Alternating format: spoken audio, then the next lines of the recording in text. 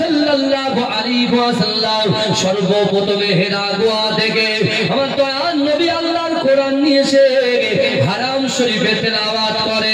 এ যুবকেরা, এ নবী পাকের উম্মতিরা, বিশ্ব নবী যখন কাবা শরীফের পাশে কোরআন তেলাওয়াত করে, আল্লাহর রাসূলের কোরআন শোনার জন্য কাবা শরীফে নয় মক্কা জমিনে এমন কোন যুবক যুবতী বাকি ছিল না।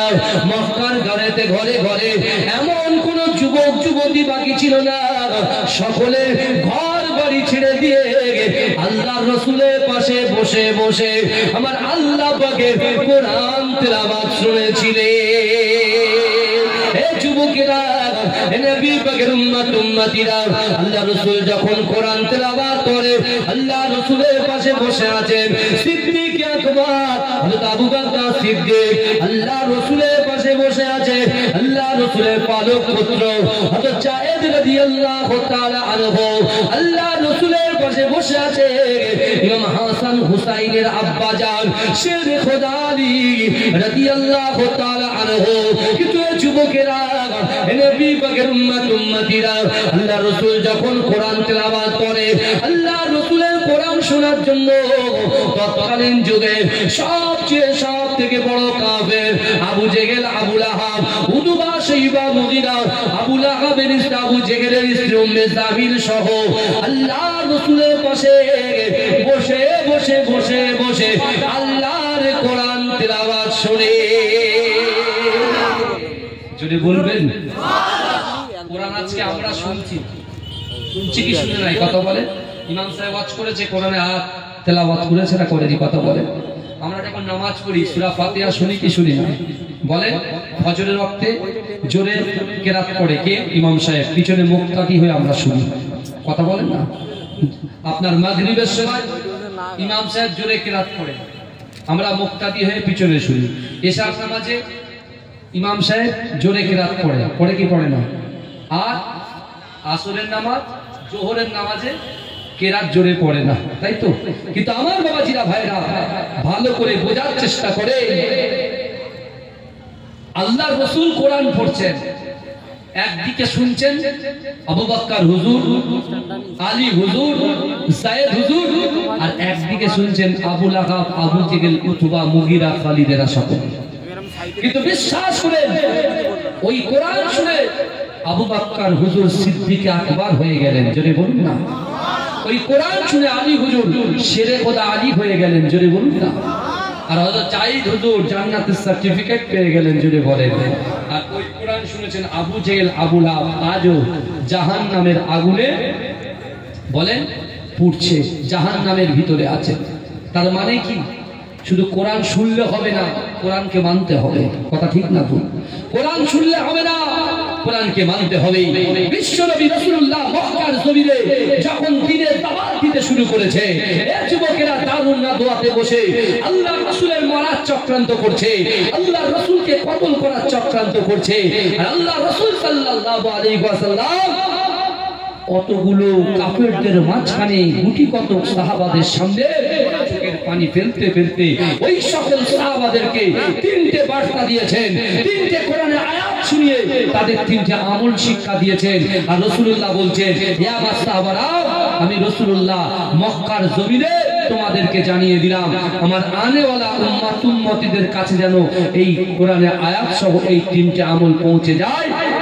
বিশ্বাস করো, এই আমল যদি কাজ দিয়ার কোন যুবক, কোন নারী, কোন পুরুষ, কোন ভাইরা এই তিনটে আমল করে, রাসূলুল্লাহ জবান দিয়ে যে কথা বলে আসমানের উপরে ওই কথাটাকে আমার আল্লাহ কবুল করে নেয়। জোরে বলুন না সুবহানাল্লাহ।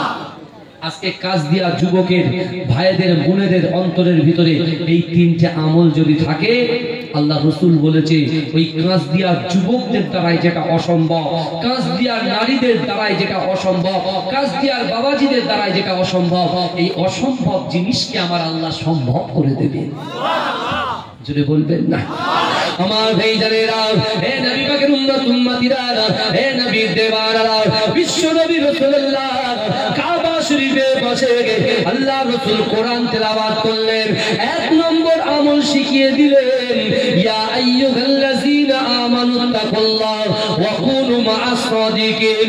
এ যুবকেরা, হে নবী পাকের উম্মত উম্মতিরা, আল্লাহর কোরআন বলছে বান্দা, ইয়া আইয়ুহাল্লাযীনা আমানু, হে আমার বিশ্বাসী ইমানদার বান্দারা, ওয়াত্তাকুল্লাহ ওয়াত্তাকুল্লাহ ওয়াত্তাকুল্লাহ, আমি আল্লাহ, আমাকে ভয় করো, ওয়া কুনু মা'আস সাদিকিন, সত্যবাদীদের সঙ্গে থাকো। আল্লাহর কোরআন রাসূল পড়ে শোনাচ্ছেন। এক নম্বর আমল হচ্ছে ওয়াত্তাকুল্লাহ, আল্লাহর ভয়। জোরে বলুন। আমরা মাসলাকে মুজাদ্দিদ জামানের অনুসারী, তাই না? এই কথা বলেন না? আমার আপনার পীর মুজাদ্দিদ জামান আমিরে শরিয়াত আলা হযরত আলা হুজুর পীর কেবলা রাহমাতুল্লাহ আলাইহি আমরা সবাই দিল দিয়ে মানি, অন্তর দিয়ে মানি।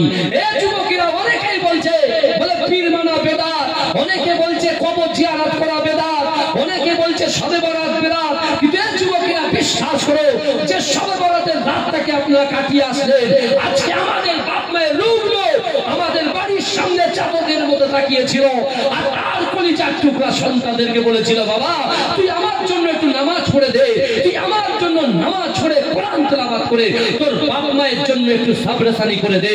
তোরা যদি সাবরেসানি করতে পারিস, তোদের ওই সাবরেসানিটাকে কবুল করে দিয়ে আল্লাহ আমাদের কবরের আযাবটাকে ঠান্ডা করে দেবে। জোরে বলবেন না? আর এরা শুধু বেদাত বেদাত করছে, ইসলামটাকে ছোট করে দিতে চাচ্ছে, ইসলামটাকে ছোট করে দিতে চাচ্ছে। তারাবির নামাজ আমরা কয় রাকাত পড়ি? 20 রাকাত, এখন বলছে 8 রাকাত। মানে সব ইসলাম শরিয়াতটাকে ছোট করে দেওয়ার চক্রান্ত করছে। কিন্তু এই যুবকেরা বিশ্বাস করো, আমাদেরকে শক্ত হতে হবে, আমাদেরকে জানতে হবে যে পীর মানা বেদাত নয়, পীর মানার কথা আল্লাহর কোরআন বলেছে। জোরে বলুন না সুবহানাল্লাহ। তাদের প্রশ্নের জবাব দিতে হবে যে না, কবর জিয়ারত করা বেদাত নয়, কবর জিয়ারত আমার রাসূল নিজে করেছেন। জোরে বলুন। বুঝতে পারছেন না? আল্লাহ রাসূল বলে দিলে 3টা আমল ধরো। কটা আমল? কথা বলেন। 3টা আমল। তার মধ্যে একটা আমলের কথা রাসূল কোরআনের আয়াত দিয়ে দলিল দিলেন, ইয়া আইয়ুহাল্লাযীনা আমানুত্তাকুল্লাহ। এক হচ্ছে আল্লাহর ভয়। এক হচ্ছে কার ভয়? বলেন কার ভয়? এই দুনিয়াতে কার ভয় করতে হবে? বাবাজি আপনি বলেন তো, এই পৃথিবীর জমিনে যে কটা কান্ট্রি আছে, দেশ আছে, সবচাইতে শক্তিশালী দেশের নাম কি?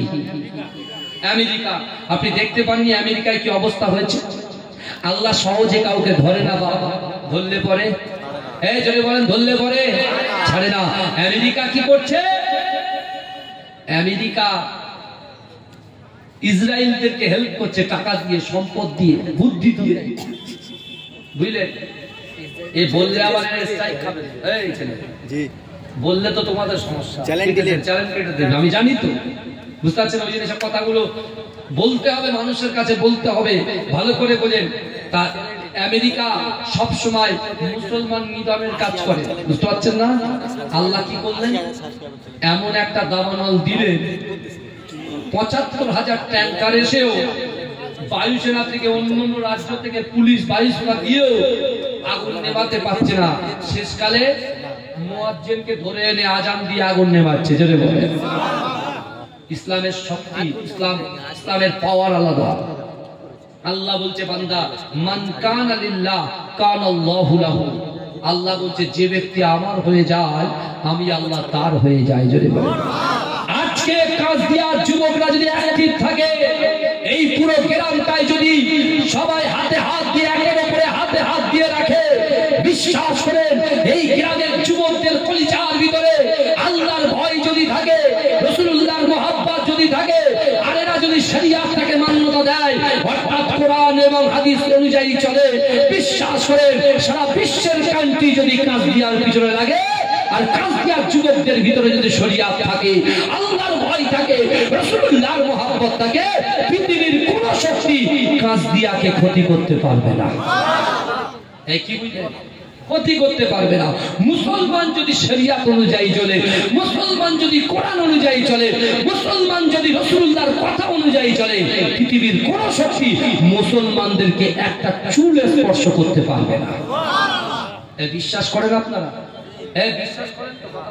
হ্যাঁ কি না বলেন? বাপ তাকবীর দেন তো, নারে তাকবীর। বাঘের মতো গর্জন করতে হবে। 365 দিনে এক বছর, এই শুনছেন, 365 দিনে এক বছর, 364 দিন পরে জান্নাতের বাগানে বসেছে। রাতের অন্ধকারে গুনাহ করেছি, দিনের আলোতে গুনাহ করেছি, জাহিলিতে বাতিনিতে গুনাহ করেছি, কিন্তু এই যুবকেরা আমার আল্লাহ বলছে বান্দা ওহুয়া মাআকুম আইনামা কুনতুম, আল্লাহ বলছে বান্দা তোমরা যেখানে আমি আল্লাহ সেখানে। যদি বলে আমাদের সাথে কে আছে? আমাদের সাথে কে আছে? আল্লাহ যেমন আছে, আল্লাহর ফেরেশতারাও আমাদের সাথে বসে আছে। যদি বলে গর্জন যখন দেবেন গর্জনের মতো গর্জন দেবেন, ম্যাও ম্যাও করবেন না। কি বুঝলে? শরীর অসুস্থ তারপরেও চলে এসেছি, কারণ কাজদিয়াতে গত বছরে বলেছিলাম আমার আশা হয়, বুঝতে পেরেছেন? তার জন্য আমি ক্ষমা চাইছি আপনাদের কাছে। কি বুঝলে? তার জন্য ক্ষমা চাইছি, কিন্তু আমার কাজদিয়ার ভাইদের আমার অন্তরে জায়গা আছে ভাইরা। আজকে আমার দুটো জলসা ছিল, দুটোই আমি কেটেছি। কারণ কি, গত বছর আসতে পারিনি, কিন্তু সেখানে কেন অন্যজনের ব্যবস্থা হয়ে গেছে বলে আমি চলে এসেছি। কিন্তু আমার বাপেরা ভাইরা বিশ্বাস করেন, এখন বর্তমানে না যা অবস্থা চলছে কিরকম দেখেন, দাওয়াত দিচ্ছে তো, দাওয়াত লেখাচ্ছে আজকে, খবর নিচ্ছে 7 মাস পরে। এই 7 মাসের ভিতরে 10 থেকে 20 বার 25 বার 40 বার ফোন করছি, কমিটি ফোন তোলে না। শুনছেন আমার কথা? ওটা গেল, মনে মনে তাহলে কি ভাববেন যে জলসা ক্যান্সেল। আবার একটা কমিটি ফোন করে বলছে হুজুর অমুক দিনে জলসা। আচ্ছা ঠিক আছে, জলসা লিখলাম, ঠিক আছে, ওটা পেন্ডিং বলে লিখে দিলাম, পেন্ডিং, ঠিক আছে, জলসা লিখলাম। আবার 1 সপ্তাহ 2 সপ্তাহ 3 মাস 4 মাস পরে ফের ফোন করছি ওই কমিটি, দ্বিতীয় কমিটি ফোন তোলে না। আমি কি ভাববো? ওটাও পেন্ডিং, ক্যান্সেল। এবারে 3য় নম্বর জলসা নিচ্ছি, বুঝলেন? নেওয়ার পরে দেখা যাচ্ছে যেদিনকে জলসা বেরোবো অমুক জায়গায় যাবো, শেষে যেটা কি নিয়েছি দেখি 3টে কমিটি এক জায়গায় ফোন করছে, হ্যালো হুজুর আমি দাওয়াত দিয়েছিলাম আপনাকে। আরে ভাই ফোন করে সব জানি না। এইবারে দেখি এবারে কি দেখাচ্ছে, মাস্তানি করছে, বুঝতে পারছেন না? আচ্ছা আপনি বলেন তো, যদি আমি এই টাইমটা যদি আমি না আসতাম, জলসাটা সমস্যা হতো কি হতো না? কথা বলেন, সমস্যা হতো কি হতো না? কথা বলেন, অবশ্যই হতো। কিন্তু আমি চিন্তা করেছি কিছু কিছু জায়গায় যে আমার জায়গায় অন্যজনকে দিয়ে অন্তত পক্ষে জলসাটাকে তুলে দেওয়া, কিন্তু যাকে পাঠিয়েছি তার সাথে বাজে ব্যবহার করেছি, তাকে ঘরে আটকে রেখেছি, তাকে জলসা করতে দেয়নি, এরকম কিন্তু হয়েছে। বিশ্বাস করে আমি কিন্তু ভাইজান একটা করে জলসা করি, কিন্তু খুব জেদাজেদি করলে 2য় নম্বর জলসাটা লিখি, তাও কি শেষ দেওয়া। এরকম অনেক কিছু হয়েছে ভাইজান। যাই হোক, আমি যে কথা বলছি আমি ওইদিকে যাবো না। আল্লাহ যেটা ভালোর জন্য, আল্লাহ যেটা করে কিসের জন্য করে? ভালোর জন্য। কিন্তু বিশ্ব নবী রাসূল সাল্লাল্লাহু আলাইহি ওয়াসাল্লাম সাহাবাদেরকে বললেন, কোরআনে আয়াত দিয়ে শুনিয়ে দিলেন, ইয়া আইয়ুহাল্লাযিনা আমানুত্তাকুল্লাহ, এক আল্লাহর ভয়। আমার ভাইজানেরা, হে নবী পাকের উম্মতিরা, হে নবীর দেওয়ানেরা, আল্লাহর কোরআন বলছে বান্দা কুল ইন কুনতুম তুহিব্বুনাল্লাহ ফাত্তাবিউনি ইউহিব্বুকুমুল্লাহ। হে যুবকেরা, হে নবী পাকের উম্মতিরা, আল্লাহর কোরআন বলছে হাবিব আপনি জানিয়ে দিন, না না না, আমি আল্লাহকে যদি আপনার উম্মতিরা, আমার বান্দা বান্দীরা ইত্তেবা করতে চায়, মুহাব্বত করতে চায়, ভালোবাসতে চায়, আমাকে ভালোবাসার আগে আপনাকে যেন মুহাব্বত করে, আপনাকে যেন ভালোবাসে। যুবকেরা, হে নবী পাকের উম্মতিরা, আল্লাহ রাসূল দুটো আমল শিখিয়ে দিলেন।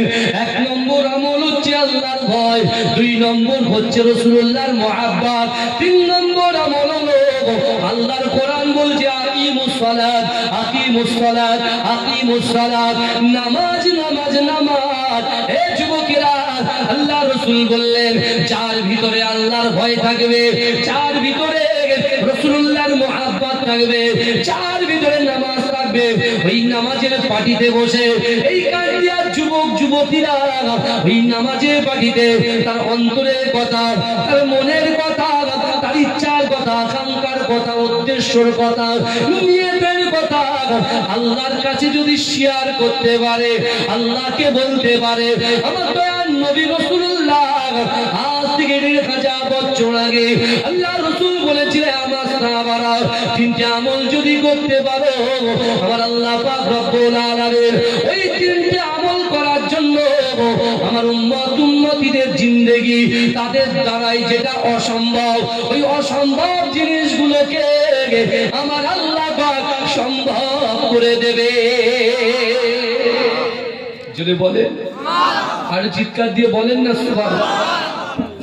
রাসূল যখন কাবা শরীফের পাশে মাত্র গুটি কত সাহাবা, তার ভিতরে আবু বকর হুজুর, তার ভিতরে আলী হুজুর, তার ভিতরে হযরত জায়েদ রাদিয়াল্লাহু তাআলা আনহু, এদের সামনে রাসূল এই কথাটা বলেছিলেন।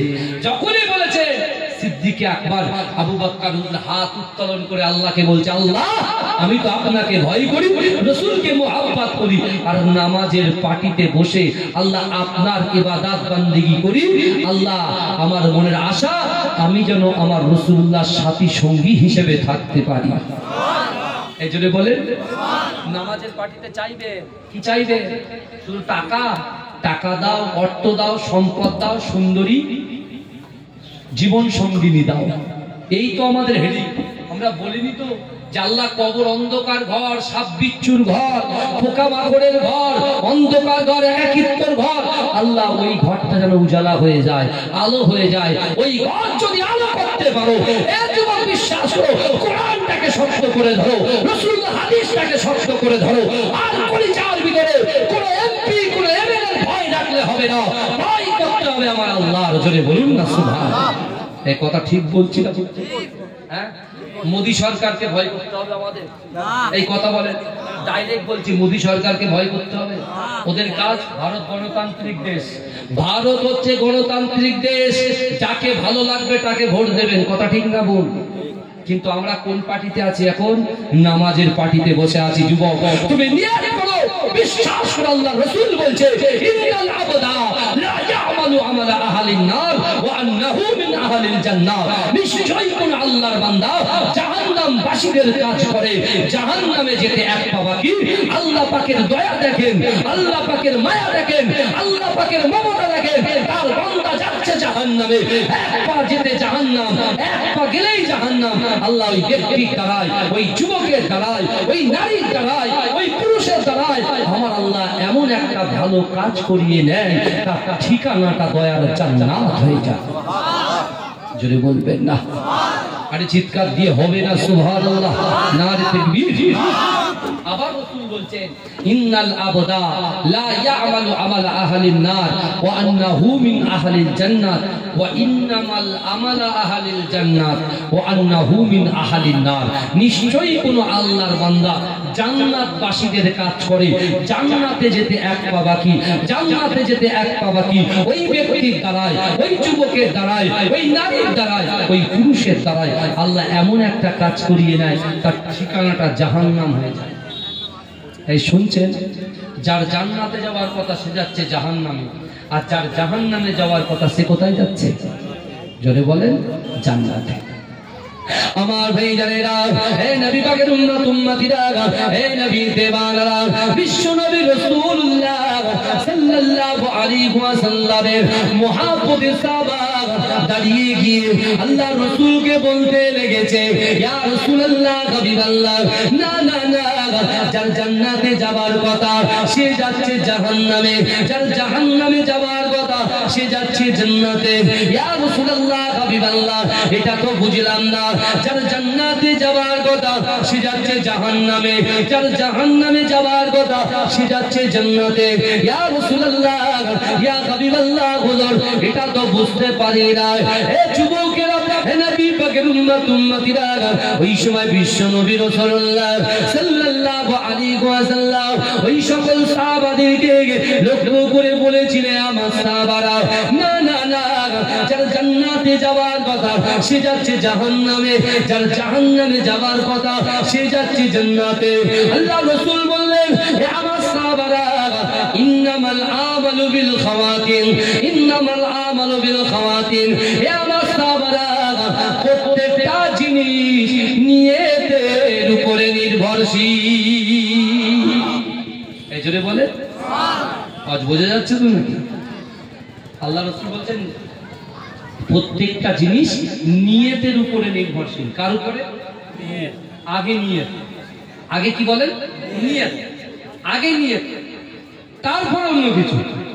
তা আজকে আমরা যারা জান্নাতের বাগানে বসেছি, রাতের বেলা গালাত গালাত পিকচার ভিডিও, তার উপরে গেম ফ্রি ফায়ার। আর সব থেকে বড় আকর্ষণ আমার যুবকদের ভিতরে ফ্রি ফায়ার। এরা রাতের বেলাও ফ্রি ফায়ার খেলে, ঘুমিয়ে ঘুমিয়ে, বুঝতে পারছেন না? মার মার মার মার নাম চিল্লায়, দেখবেন। তারপরে কি ফেসবুক, ইউটিউব, তারপরে কি আরো সব গালাত গালাত জিনিস। আজকে আমরা আসক্ত হয়ে পড়েছি, বুঝতে পারছেন না? এখন মানুষ মাঠে আর কেউ খেলে না, ফোনে খেলে। কথা ঠিক না ভুল? কথা বলেন না? বড় বড় ময়দান দেখবেন ফাঁকা। আগে লোক কি করতো? ম্যারাথন প্র্যাকটিস করতো। ম্যারাথন দৌড়টা কি? 10 কিলোমিটার 20 কিলোমিটার ছুট, এটাকে বলা হয় ম্যারাথন। হ্যাঁ, কেউ 100 মিটার, কেউ 2000 মিটার দৌড়াতো, বুঝতে পেরেছেন? এখন সব বন্ধ। এখন ওরা দৌড়াচ্ছে কি? ফেসবুকে দৌড়াচ্ছে, ইউটিউবে দৌড়াচ্ছে, আর জীবনটাকে কালি করে দিচ্ছে, শেষ করে দিচ্ছে। আল্লাহ রাসূল বলছে, আগে তোমরা নিয়ত করো, হে যুবক, আজ পর্যন্ত তুমি জেনা করেছো, আজ পর্যন্ত তুমি পরকীয়ায় লিপ্ত হয়েছো, আজ পর্যন্ত তুমি গালাত গালাত পিকচার দেখেছো, ভিডিও দেখেছো, আজ পর্যন্ত তুমি পিতা মাতাকে কষ্ট দিয়েছো, স্ত্রীর হক নষ্ট করেছো, সন্তানের হক নষ্ট করেছো, স্বামীর হক নষ্ট করেছো, বাপ মায়ের হক নষ্ট করেছো। কিন্তু আজকে কাজ দিয়ে এত বড় জলসা দিয়ে এই জায়গায় বসে আজ থেকে নিয়ত করতে হবে, আল্লাহ আমার জেনা হয়ে গিয়েছে, আল্লাহ বাজে কাজ করে ফেলেছি, আল্লাহ আল্লাহ আপনার কাছে প্রত্যেকটা চুলচিরা হিসাব দিতে হবে, আল্লাহ আপনার ওই মিজানের পাল্লায় আমাকে দাঁড়াতে হবে, আল্লাহ। হয়তো দুনিয়ার জমিন আমাদের যৌবন আছে, ইজ্জত আছে, সম্মান আছে, শক্তি আছে, বাহুবল আছে, নিজেদের পাওয়ার আছে, এখন দুনিয়ায় আছে, কিন্তু যখনই ইন্তেকাল করবে, যখনই মৃত্যু হবে, সব পাওয়ার শেষ। কথা ঠিক না? কথা বলেন না? আল্লাহ রসুল একদিন মসজিদে নববী শরীফে কাঁদতে কাঁদতে আল্লাহ রসুল সাহাবাদেরকে বলছে, আমার সাহাবারা, তুমি যখন ইন্তেকাল করবে, তুমি যখন লাশ হয়ে যাবে, আমি রসুল তোমাদেরকে বললাম তিনটে জিনিস তোমাদের কবর পর্যন্ত যাবে। কটা জিনিস? তোমাদের লাশের পিছন পিছন তিনটে জিনিস যাবে। কটা জিনিস? কথা বলেন না? তিনটে। আমরা কি করি? এক্সকিউজ দিই, অজুহাত দেখায়। কিসের অজুহাত? কাজের অজুহাত। যে হুজুর এত বেচা কেনা দোকানে, নামাজটা ঠিকঠাক হয় না হুজুর, হ্যাঁ এত চাষবাসের চাপ, সার মারবো, কখন কি মারবো, পানি দেবো, এত চাপ, নামাজ কাজা হয়ে যায়। আচ্ছা হুজুর, আমার ছেলেটা নিট প্র্যাকটিস করছে, আমার ছেলেটা ইংলিশ মিডিয়ামে পড়াশোনা করছে, তার পিছনে লেবার দিতে দিতে হুজুর নামাজ কখন গায়েব হয়ে যাচ্ছে, কোরআন পড়ার সময় পাচ্ছি না। আল্লাহ বলছো, বান্দা কোরআনটা খুলে দেখো, আমি আল্লাহ তোমাদেরকে কি বলছি। আল্লাহর কোরআন বলছে, বিসমিল্লাহির রহমানির রহিম, আহাসিবান নাসু আইয়ুতরাকু আইয়াকুলু আমান্না ওয়া হুম লা ইফতানুন। আল্লাহর কোরআন বলছে, বান্দা তোমরা যারা ঈমান এনেছো, এই কাজদিয়ার ভাইরা, আপনার মুজাদ্দেদ জামান দাদা হুজুর পীর কেবলার খলিফার আওলাদ হিসেবে, মাজলাইট হুজুরের আওলাদ হিসেবে বলে গেলাম, আল্লাহর কোরআনের আয়াতটাকে একটু দিমাগের ভিতরে ঢোকান। আল্লাহ সহজে কাউকে ধরে না, ধরলে পরে ছাড়ে না। যে আল্লাহ আমাদের সম্মান দিয়েছে, যে আল্লাহ আমাদের ইজ্জত দিয়েছে, যে আল্লাহ আমাদের যৌবন শক্তি দিয়েছে, যে আল্লাহ 3 বেলা খাওয়াচ্ছে, যে আল্লাহ পাক একটা দোকানের সঙ্গে আরেকটা দোকান করার ক্ষমতা দিয়েছে, যে আল্লাহ এক কাঠা জমির সঙ্গে আরো 2 কাঠা জমি কেনার ক্ষমতা দিয়েছে, যে আল্লাহ একটা বাড়ির সঙ্গে আরেকটা বাড়ি করার ক্ষমতা দিয়েছে, যে আল্লাহ ছেলে সন্তানের পরে কন্যা সন্তান দিচ্ছে, কন্যা সন্তানের পরে মেয়ে সন্তান দিচ্ছে কি দিচ্ছেন না? কথা বলেন। এই সব কিছুর মালিক কে? আল্লাহ। আর আল্লাহ পুরো কুল কায়নাতটাকে কুন ফায়াকুনের মাধ্যমে সৃষ্টি করেছেন। আল্লাহ শুধু বলেছে হয়ে গেছে। আমার রসুল বলছেন নিয়ত করো, আর আল্লাহ রসুল আবার কানতে কানতে বলছেন যে তোমাদের লাশের পিছন পিছন 3টে জিনিস যাবে। এক নম্বর, তুমি যে সন্তানের এক্সকিউজ দিচ্ছ, তোমার খাটিয়া যখন তোমার লাশটা যখন উঠে যাবে, তোমার কবর পর্যন্ত তোমার সন্তানটা পিছন পিছন কবর পর্যন্ত যাবে। শুনছেন আপনারা? তুমি যখন লাশ হয়ে যাবে, খাটিয়াতে তোমার লাশ তোলা হবে, ওই লাশের পিছন পিছন তোমার ভাই, তোমার সন্তানগুলো, তোমার পরিবারগুলো ওই কবর পর্যন্ত যাবে। দ্বিতীয় নম্বর, আল্লাহ রাসূল বলছেন যে অর্থ, যে সম্পদ তুমি সঞ্চয় করেছো, ক্রয় করেছো, গচ্ছিত করেছো, একাট্টা করেছো, ওই সম্পদ ওই লাশের পিছন পিছন তোমার কবর পর্যন্ত যাবে। আর আজকে আমার যুবকগুলো দুনিয়ার মোহে চড়ে শয়তানকে হারিয়ে দিয়ে যারা এই জান্নাতের বাগানে বসেছেন, এই যে বসেছেন, যে কাজটা করছেন, এই বসাটাকে আল্লাহ আমলে পরিণত করে দেবেন। জোরে বলুন। আল্লাহ রাসূল বলছেন এই আমলটা তোমাদের কবর পর্যন্ত যাবে। জোরে বলুন। কিন্তু আমার ভাই জানেরা, হে নবী পাকের উম্মতিরা, হে নবীর দেওয়ানরা, আল্লাহ রাসূল বললেন, হে আমার সাহাবারা, মিনহা খলাকনাকুম ওয়া ফিহা নুঈদুকুম ওয়া মিনহা নুখরিজুকুম তারাতান উখরা। বলে তিন মুঠো মাটি যখন তোমার বুকের উপরে চাপিয়ে দেওয়া হবে, হে আমার সাহাবারা, না না না, কবরে যখন মাটি দেওয়া হয়ে যাবে, ও আমার সাহাবারা, তুমি যে সন্তান সন্তান করতে, সন্তানের জন্য নামাজ ছেড়েছ, সন্তানের জন্য কোরআন ছেড়েছ, সন্তানের জন্য শরিয়াত ছেড়েছ, সন্তান ভালো খাবে, সন্তান ভালো পড়বে, সন্তান ভালো থাকবে, তুমি যে সারা জীবনটা তোমার 70 বছরের জিন্দেগিতে, তোমার 80 বছরের জিন্দেগিতে তুমি যে সন্তান সন্তান করেছ, এ আমার সাহাবারা, তোমার কবরে মাটি দেওয়ার পরে ওই সন্তান তোমাকে ছেড়ে দিয়ে বাড়িতে চলে আসবে।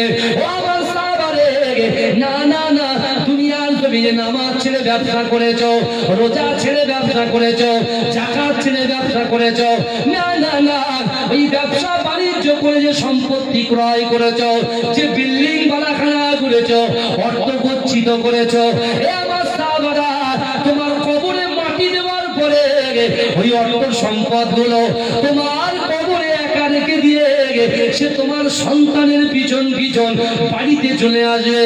কিন্তু আমার সাহাবারা, যে সকল আল্লাহর বান্দারা 5 ওয়াক্ত নামাজ আদায় করে, পিতা মাতার খিদমত করে, বড়দেরকে সম্মান করে, ছোটদেরকে স্নেহ করে, হুকুকুল্লাহ আল্লাহর হক আদায় করে, হুকুকুল ইবাদ বান্দার হক আদায় করে, না না না, অসহায় দুর্গত উৎপীড়ন নিপীড়ন মানুষের পাশে থাকে, না না না, এই সকল মানুষগুলোকে আল্লাহ পাক কবুল করে তার এই কাজগুলোকে, তার এই কর্মগুলোকে আমলে পরিণত করে দেয়। কিন্তু না না না, সন্তান চলে আসবে, অর্থ চলে আসবে, তোমার এই অন্ধকার কবরে আল্লাহ পাক তোমার এই আমলনামাগুলো ওই কবরের ভিতরে পাঠিয়ে দেবে।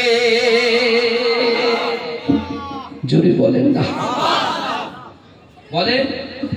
এই তো সন্তান বাদাম খাবে, জিলিপি খাবে, বাপ বাদামের কোটো জিলিপির কোটো নিয়ে ঘুরছে। বুঝতে পারছেন না? দেখেন যারা ব্যবসাদার হয়তো বললে বলে দেখেছেন হুজুর উল্টো পাল্টা বলছে, আমাদের ব্যবসা বন্ধ করছে। না ভাই, কেন আপনার ব্যবসা বন্ধ করতে যাবে? রিজিক দাতা তো আল্লাহ, কথা বলে তা। রোজগারের মালিক কে? আমাদের রোজগার দেয় কে? আল্লাহ দেওয়া 3 মুঠো খাবার আমরা দৈনন্দিন খাচ্ছি। কথা শুনবেন ভাইয়া, আমি যদি অন্য ঘটনা ধরি সময় পার হয়ে যাবে, চাপ নেই, কিন্তু এই কথাগুলো জানার দরকার আছে না নাই? আল্লাহ বলছে, বান্দা আহাসিবান নাস ওয়া ইতরাকু আইয়াকুলু আমান্না ওয়াহুম লা ইফতানুন। এই আয়াতটাতে আল্লাহ পাক বলছে, বান্দা তোমরা যারা ঈমান এনেছো, তোমরা কি মনে করো আমি আল্লাহ তোমাদেরকে ছেড়ে দেব? ওয়াহুম লা ইফতানুন, আমি আল্লাহ কি তোমাদের পরীক্ষা করব না? আজকে যৌবন নিয়ে মিনি মার্কেটে ঘুরছি আর শান দেখাচ্ছি, हम सबसे बड़ा है, हाँ मेरे जैसा कोई नहीं है, मेरे पास पावर है, इज्जत है, मानी है। কিন্তু ভাই তোমার কাছে পাওয়ার থাকতে পারে, ইজ্জত থাকতে পারে, সম্মান থাকতে পারে, অর্থ থাকতে পারে, সম্পত্তি থাকতে পারে, ব্যাংক ব্যালেন্স থাকতে পারে, তোমার কাছে আল্লাহর ভয় রাসূলুল্লাহর মহব্বত যদি না থাকে, তুমি জিরো। বাবাজি আপনারা বলেন তো, ঈমান আগে না আমল আগে? জোরে বলেন মোর বাপ। হ্যাঁ, ঈমান আগে না আমল আগে? এটা কেন 1 আর 2, 1 আর 2, এই 1 আর 2 হচ্ছে কি? ঈমান। 1 আর 2 কি বলে? ঈমান। 0 0 0 0 এটা হচ্ছে আমল। বুঝা যাচ্ছে? 1 আর 2 হচ্ছে কি? ঈমান। আর 0 0 0 এটা কি বলে? আমল। এটাকে 1 আর 2 এর পাশে যত 0 লাগাবেন তত আমাদের লাভ। কিন্তু 000 হাজার জিরোর পরে যে তার আগে 1 আর 2 যদি আউট করে দেন কাজ হবে, নির্ফল কি হবে বলুন তো? জিরো হবে। রাসূল বলছেন আলা ইন্না ফিল জাসাদি মুদগাতান ইযা সালুহা সালুহাল জাসাদু কুল্লুহু ওয়া ইযা ফাসাদাত ফাসাদাল জাসাদু কুল্লুহু আলা ওয়াহিয়াল কলব। মানুষের শরীরের মধ্যে এমন একটা গোশতের টুকরা আছে, ওই গোশতের টুকরাটা যদি পবিত্র হয়ে যায় মানুষের পুরো শরীরটাই পবিত্র হয়ে যায়। আর এই গোশতের টুকরাটা যদি অপবিত্র হয়ে যায় মানুষের পুরো শরীরটাই কি হয়ে যায়? অপবিত্র হয়ে যায়। রাসূল আবার বললেন ইন্না হাযিহিল কুলুবা, নিশ্চয়ই কলবের মধ্যে মরিচা পড়ে। কি পড়ে বাবাজি? কলবের ভিতরে মরিচা মানে কি? ময়লা। মরিচা মানে কি বলে? ময়লা। আপনি দেখেছেন আমরা যখন বন্ধুর বাড়ি যাই, আমরা যখন কোনো শপিং মলে যাই, আমরা যখন কোনো বান্ধবীর বাড়ি যাই, আমরা যখন শ্বশুর বাড়ি যাই, তখন আমরা গোসল ফসল করে একেবারে ড্রেসিং টেবিলের সামনে দাঁড়িয়ে যাই। কথা ঠিক না ভুল? আমরা যখন মাথার চুলটা আঁচড়াই ড্রেসিং টেবিলের সামনে, একটু ড্রেসপত্রগুলো ভালো করে ঠিকঠাক আছে কিনা, চুল টুলগুলো একটু ভালো করে একাম করে ঠিকঠাক করে দিই, তাই না? তাহলে আয়নাতে আপনি মুখ দেখছেন, আয়নার কাজটা ফ্রেশ আছে, তাই না? কিন্তু ওই আয়নাতে আপনি প্রত্যেকদিন টুকটুক করে একটু আলকাতরা ছিটকান, আলকাতরা দেন, আলকাতরা দেন, দেখবেন একটা টাইমে আয়নাটা কি হয়ে যায়? কালো হয়ে যায়, স্পট পড়ে যায়, অর্থাৎ ওই আয়নাতে আর মুখ দেখা যায় যায় না। আজকে দেখেন আল্লাহর হুকুম, আল্লাহ বলছে বান্দা ফাজকুরুনি আযকুরকুম। কাজদিয়ার যুবকদেরকে আল্লাহ বলছে, দুনিয়ার মুসলমানকে আল্লাহ বলছে, এই পৃথিবীর জমিনে আল্লাহর বান্দাদেরকে আল্লাহ বলছে, এ বান্দা তোমরা যে প্রান্তে থাকো না কেন আমি আল্লাহ বলছি ফাজকুরুনি আযকুরকুম। বান্দা তোরা আমাকে স্মরণ কর, আমি আল্লাহ তোদেরকে স্মরণ করব। জোরে বলবেন না? এর আরো মানে আছে, অনেক মানে আছে। আল্লাহ বলতে যায় যে কাজদিয়ার যুবকেরা, এই কাজ দিয়ে নারী পুরুষেরা, তোরা আমার কথা শুনবি তো আমি আল্লাহ তোদের কথা শুনবো। যদি বলবেন না, আল্লাহ বলছে তুমি আমার কথা শুনবে, আমি তোমার কথা শুনবো। বাপ বলছে তুই আমার কথা শুনে যদি স্কুলে যাস তোকে আমি 100 টাকার নোট দেব। সন্তান এই 100 টাকার নোটের লোভে চলে যাচ্ছে ব্যাগ নিয়ে স্কুলে, যাচ্ছে কি যাচ্ছে না? সন্তানকে বলছে ফোনে আমি বাইরে আছি, ছেলে বলছে আমাকে একটা চকলেট আনতে হবে, চকলেট আনতে হবে। ছেলে পড়াশোনা করছে না, আমি বলছি বাবা তোমাকে আমি 2টো চকলেট নিয়ে যাব, তুমি পড়ো। ওই চকলেটের আশায় ছেলে কি করছে? পড়াশোনা শুরু করে দিচ্ছে। কথা ঠিক না ভুল? কিন্তু ছেলে, একটা বাচ্চা 4-5 বছরের ছেলে যদি চকলেটের আশায় যদি পড়াশোনা করে, আর আল্লাহ আমাদের বিবেক দিয়েছে, বুদ্ধি দিয়েছে, সম্পত্তি দিয়েছে, ইজ্জত দিয়েছে, সম্মান দিয়েছে, যে আল্লাহ দৈনন্দিন রিজিক দিচ্ছেন কাজদিয়ার যুবককে, সে আল্লাহর কথার গুরুত্ব না দিয়ে দুনিয়ার মানুষের কথার গুরুত্ব দিয়ে তাদের পিছন পিছন ঘুরঘুর ঘুরঘুর করছি। কথা ঠিক না ভুল? কথা বলেন। আল্লাহ বলছে অহুম লা ইফতারুন, আমি আল্লাহ পরীক্ষা করব। কি পরীক্ষা? আমি বান্দার ভয় দিয়ে পরীক্ষা করব। কাকে ভয় করে? ও সৃষ্টিকর্তা আল্লাহকে ভয় করে না দুনিয়ার মানুষকে ভয় করে? আল্লাহ বলছে আমি আল্লাহ আমার বান্দার রোগ দিয়ে পরীক্ষা করব। রোগ রোগ রোগ অসুস্থ করে দেব, দেখবো সে আল্লাহর কাছে অসুস্থতার সুস্থতার জন্য আল্লাহকে বলে না ডাক্তারের প্রতি বেশি নির্ভরশীল, সেটা আমি আল্লাহ দেখব। আল্লাহ বলছে আমার একজন বান্দা 4 বিঘে 10 বিঘে জমি লিজ নিয়ে ব্যবসা করছেন, চাষবাস করছেন, আমি আল্লাহ ওই চাষে ক্ষতি করে পরীক্ষা করব। যে বান্দা ক্ষতির পরে আল্লাহর উপরে গুস্তা হচ্ছে কিনা, আল্লাহর উপরে সে অসন্তুষ্ট কিনা, না আল্লাহর প্রতি সে সন্তুষ্ট কিনা, সেটা আমি আল্লাহ পরীক্ষা করব। এই শুনছেন আপনারা? শুনছেন তো নাকি? আল্লাহ ভয় দিয়ে পরীক্ষা করবে। এখন যদি আমেরিকা বলছে পুরো মুসলমানকে শেষ করব, এখন মুসলমানকে সে আমেরিকার ভয় চুপচাপ বসে থাকবে? মুসলমান দিনের দাওয়াত দেবে না, কোরআন পড়বে না, মসজিদে আজান হবে না?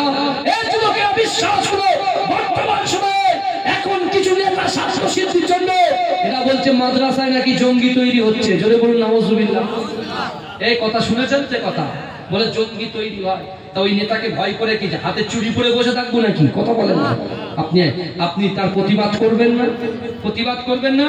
আরে আল্লাহকে যদি ভয় করে মাদ্রাসায় কোরআন পড়ানো হয়, মাদ্রাসায় হাদিস পড়ানো হয়, মাদ্রাসায় আপনি হাই মাদ্রাসা সিনিয়র মাদ্রাসা যান, সেখানে বাংলা, ইংলিশ, অঙ্ক, তার সাথে সাথে অ্যাডভান্স আরবি, তার সাথে সাথে আরবিও পড়ানো হয়।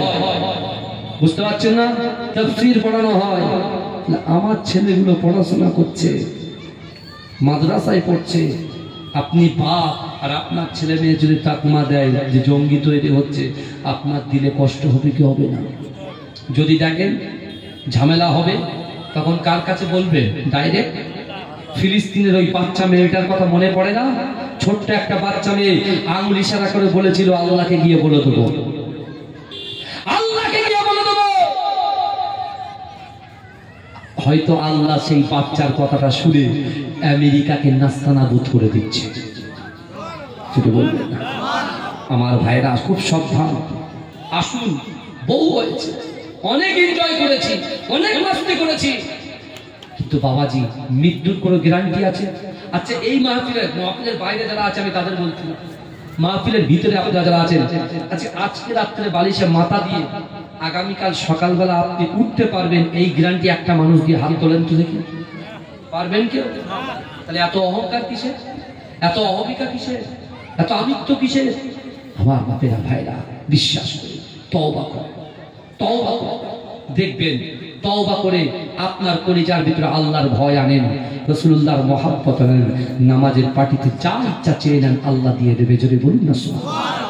আমার ভাই জানেরা, হে নবী পাকের উম্মতিরা, হে নবীর দেবানরা, বিশ্ব নবী রাসূলুল্লাহ সাল্লাল্লাহু আলাইহি ওয়াসাল্লাম জানিয়ে দিলেন, ইন্না হাযিল কুলুবা তাজরাউ কামা ইয়াজরাউল হাদীদ ইযা আসাবাউল মা। হে যুবকেরা, হে নবী পাকের উম্মতিরা, হে নবী দিওয়ানারা, আল্লাহর রাসূল বলছে ইন্না হাযিল কুলুবা, নিশ্চয়ই কলবের মধ্যে মরিচা পড়ে, ময়লা পড়ে। কেমন করে পড়ে? হে যুবকেরা, যারা নামাজ পড়ে না কলবে ময়লা হয়ে যায়, যারা রোজা রাখে না কলব ময়লা হয়ে যায়, যারা যাকাত দেয় না কলব ময়লা হয়ে যায়, অসহায় দুর্গত মানুষদের পাশে যারা থাকে না কলব ময়লা হয়ে যায়, নামাজ যারা ছেড়ে দেয় কলব ময়লা হয়ে যায়। আল্লাহ রাসূল বলছে, হে আমার সাহাবারা, শরিয়ত বিরোধী কাজকর্ম করলে ওই কলবটা ময়লা পড়ে যায়। আল্লাহ রাসূল বললেন, ইন্না কাসিকিল কুলুবা, নিশ্চয়ই কলবের মধ্যে মরিচা পড়ে, তাজদাউ কামা ইয়াজদাউল হাদীদ, যেমন একটা লোহার উপরে পানি পড়লে লোহাটা জং ধরে যায়। হে যুবকেরা, হে নবী পাকের উম্মতিরা, একজন সাহাবা রাসূলুল্লাহকে বললেন, ইয়া রাসূলুল্লাহ, হাবিবাল্লাহ, যদি লোহার উপরে পানি পড়ে লোহাটা জং ধরে যায়, একটা সিরিজ কাগজ দিয়ে ঘষলে লোহাটা নিট অ্যান্ড ক্লিন হয়ে যায়, পরিষ্কার হয়ে যায়, কিন্তু না না না, মানুষ শরীরের ভিতরে, মানুষের অন্তরের ভিতরে, কলবের ভিতরে যদি ময়লা পড়ে, মানুষগুলো কেমন করে ওই কলবটাকে পরিষ্কার করবে? হে যুবকেরা, হে নবী পাকের উম্মতিরা, কাল কিয়ামতের মাঠে সাফাতকারী, কাল কিয়ামতের মাঠে আমার রাসূলুল্লাহ নিজে সাফাত করে উম্মতকে জান্নাতে নিয়ে যাবে, হাউজে কাউসারের পানি পান করাবে, আমার দয়ার নবী উম্মতের জন্য রোনাজানি করবে। সেই রাসূলুল্লাহ সাহাবাদেরকে বলেছিলেন, হে আমার সাহাবারা, মানব শরীরের ভিতরে ওই কলবটাকে যদি পরিষ্কার করতে চাও, ক্বালু কাসরাতুজ যিকরিল মাউত, তোমরা বেশি বেশি করে মৃত্যুকে স্মরণ করো, ওয়া তিলাওয়াতুল কুরআন, বেশি বেশি বেশি বেশি করে আল্লাহর কোরআন তিলাওয়াত করো। জোরে বলেন সুবহানাল্লাহ। তাহলে মানুষের অন্তরের ভিতরে যে ময়লাটা পড়ে, এই ময়লা যদি পরিষ্কার করতে চান তাহলে কি করতে হবে বাবাজি? দুটো কাজ, মৃত্যুকে স্মরণ করতে হবে, ওয়া তিলাওয়াতুল কোরআন, বেশি বেশি করে কোরআন তেলাওয়াত করতে হবে। জোরে বলবেন। এই কারা কারা রাসূলুল্লাহকে ভালোবাসেন একটু হাত তোলেন দিন, তাড়াতাড়ি তোলেন, হাত তোলেন দেখুন কারা কারা রাসূলুল্লাহকে ভালোবাসেন। বাবাজি তাকবীর দেন দিন, নারে তাকবীর। গলার আওয়াজ কাঁচ দিয়ার নাম তো সারা পশ্চিমবাংলা জানে, খুব হট জায়গা, বুঝতে পারছেন না? গলা এরকম নরম হলে কি হবে? মানুষ হট, গলাও হট হতো। আরে চিৎকার দেন, নারে তাকবীর। আমি যখন এরকম ভাবে হাত তুলবো আপনার জোরে সুবহানাল্লাহ বলবেন, পারবেন তো? চেক করেন দিন দেখি, হাত তুলে সুবহানাল্লাহ বলতে হবে। এই হাত তুলে তুলে আমার হাতটা ব্যথা হয়ে গেছে, বুঝলেন? গত 4-5 মাস ধরে একভাবে জলসা চলছে, এখন 2 মাস বাকি, কি বুঝলেন? আপনাদের দোয়া। তাহলে আমি যখন হাত তুলবো জোরে সুবহানাল্লাহ হবে তো? বলুন ইনশাআল্লাহ। এটাকে আপনারা বসে আছেন আমাদের কম থেকে, আমার গোত্র থেকে যারা কবরে শুয়ে আছেন তারা সওয়াব পাচ্ছে শুয়ে শুয়ে, জুড়ে বলে। আপনার গোত্র থেকে যারা কবরে তারাও সওয়াব পাচ্ছে। তাহলে এই জায়গাটা ভালো না? তারা ভালো। তাহলে ভালো জায়গায় লোক কম আসে, খারাপ জায়গায় লোক বেশি থাকে। কিন্তু একটা জোরে সুবহানাল্লাহ দেবেন যদি ভালো লাগে। আজকের দিনে in the boundary piece of প্যারাডাইসের ভিতরে যারা ঢুকে বসে আছে, আজকের দিনে শয়তান আপনাদের কাছে হেরে গেছেন, আপনারা শয়তানকে হারিয়ে এসেছেন। আজকে শয়তানকে পরাস্ত করে বসেছেন আপনারা, আর যারা বাইরে আছে শয়তান তাদেরকে পরাস্ত করছে। ওদের সঙ্গে শয়তানের লড়াই চলছে। যারা কেটে আসতে পারবে তারা জান্নাতি, জোরে বলা যাবে না? আল্লাহ ওই জন্য কোরআনে বলছেন, বান্দা ওয়াসারিউ ইলা মাগফিরাতিম মির রাব্বিকুম ওয়া জান্নাতিন আরদুহাস সামাওয়াতু ওয়াল আরদ উইদ্দাত লিল মুত্তাকিন। জোরে বলুন সুবহানাল্লাহ। আল্লাহকে ভয় করে বলে জান্নাতের বাগানে ছুটে এসেছেন, বুঝতে পারছেন না? তাহলে আমি যখন হাত উঁচু করব আপনারা কি বলবেন? সুবহানাল্লাহ। ওরে